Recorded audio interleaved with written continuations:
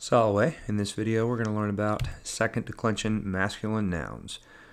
So you'll recall that when we learned first declension, we learned that the singular A and plural AE endings had crept into English and are still used on some words like antenna and larva. Some second declension nouns that came into English and remained unchanged with their Latin endings are cactus, fungus, alumnus, stimulus, and nucleus, which of course became cacti, fungi, alumni, stimuli, and nuclei in the plural. In Latin, they would actually be pronounced cacti, fungi, and so forth, but the ending is the same in both languages. So, just like with first declension, we're changing the ending to make the noun plural. In this case, we're obviously changing the US to an I to make it plural. Okay, so for second declension masculine nouns, we will use these endings. The nominative is usually us, us, but it can also be er sometimes. It depends on the noun, but it's not hard to remember which ending the word uses because when you learn new vocab, you'll learn the nominative singular form first. Okay, moving on. The genitive singular ending is e. Dative is o. Accusative is and the ablative is o again. For the plurals, we of course have e here. For the genitive plural, orum, then is, os, and is. So as you look through these endings, you can see some similarities to first declension. So the genitive singular and the nominative plural are identical, just like they were before. The accusative singular ends with an M. The ablative singular is a single vowel.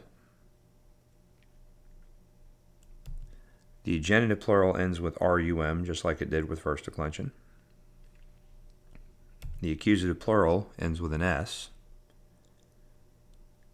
And the dative and ablative plural are the same as they were in first declension, is. And actually, the dative and ablative plural being identical will be the same. That rule will hold true for every noun and every adjective in the entire Latin language for all declensions. Okay, let's see some examples. First one, we'll have the word deus, dei, which means God. We'll do the same thing that we did for first declension, which was to remove the ending from the genitive singular to give us their stem, the stem that we need to use for the word, and then we'll add the ending.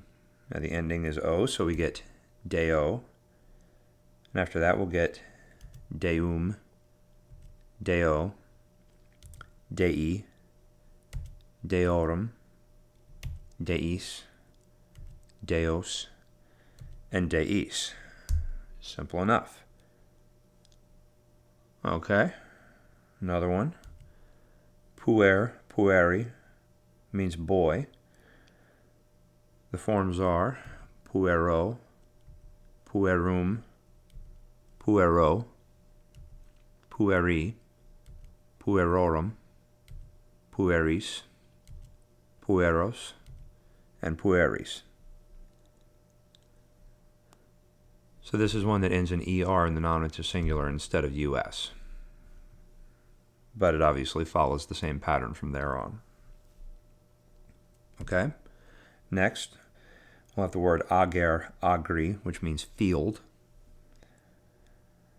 This one's slightly different from the previous word because the e in the nominative singular drops out when you get to the genitive form.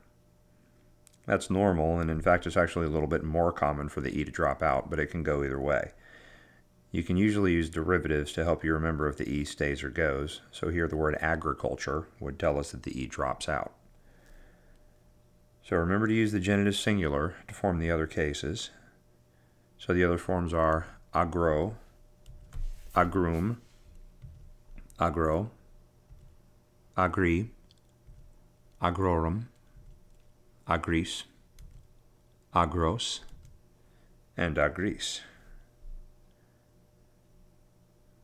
Okay. One more, or perhaps more.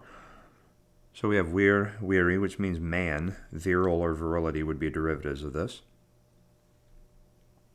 So this one ends in just an R instead of an ER, meaning it's slightly irregular compared to the other second declension nouns, but nothing too horrible. The other forms will be wiro, wirum, wiro, wiri, wirorum, wiris, wiros, and wiris. Alright, now the last one will be filius, filii, which means son, and is obviously just the masculine form of the first declension noun filia, which means daughter. So the genitive singular has two I's because we're changing the US to an I, but then we're keeping the other I that's already there. Although sometimes, particularly in earlier Latin, you would see the genitive singular contracted to just one I. So if you see that, don't worry about it. It's just another genitive form with a slightly different spelling. Okay, so the dative will be filio because we're changing the genitive singular I to an O. Filium, filio, filii, filiorum, filiis, filios, and filiis. So this noun actually creates an irregularity in first declension that we haven't learned about yet. The dative and ablative plural forms of filius are filiis. However, if you think back to first declension endings that we learned, that is ending was used in those two cases in first declension as well. So that means that the word filia, meaning daughter, would have those same forms in the dative and ablative plural. And that would have meant that there would be no way to differentiate between the dative and ablative plural forms of filius and those of filia, so the Romans just did not use the is ending there. So to avoid confusion, the dative and ablative plural of filia were changed to filiabus. By the way, this ending was not randomly chosen. As you'll see later on when we learn third, fourth, and fifth declension, this ending actually looks similar to what is used in those declensions. So there was some logic to using this. The same thing happens in another word, with another word, which would be dea, which means goddess, to differentiate it from the word deus, meaning God. So the dative and ablative plural forms are deabus. And if it helps you, the goofy mnemonic device that a lot of Latin teachers like to use here is the goddess and her daughter ride on a bus. Okay, so that is it for second declension, masculine nouns. Let me know if you have any questions. Wale.